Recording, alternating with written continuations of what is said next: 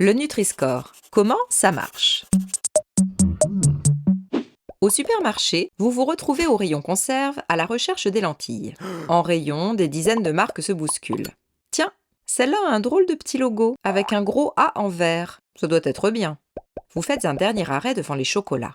Comme d'habitude, vous prenez votre marque préférée. Mais horreur, elle arbore le même petit logo, avec un gros D orange cette fois.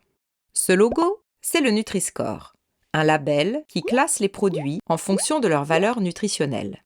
Avec ses lettres et ses couleurs, il est hyper intuitif. On comprend en un coup d'œil que la meilleure note, c'est le A vert foncé et que la moins bonne, c'est le E rouge.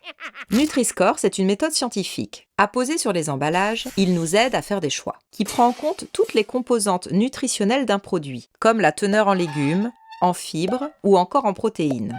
On soustrait ensuite tous les éléments à éviter ou auxquels il faut faire attention, comme le sel, le sucre ou le gras, et on obtient une note.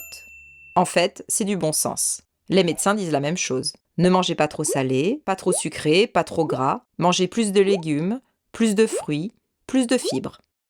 Donc, quand un produit est noté A, ça signifie que dans sa catégorie, ce produit comprend plus de nutriments qui sont bons à consommer que d'éléments à éviter. Naturellement, les produits notés A et B sont ceux qu'il faut privilégier. Le D et le E sont apposés sur des produits qui contiennent plus de sucre, de sel ou de gras que de nutriments essentiels.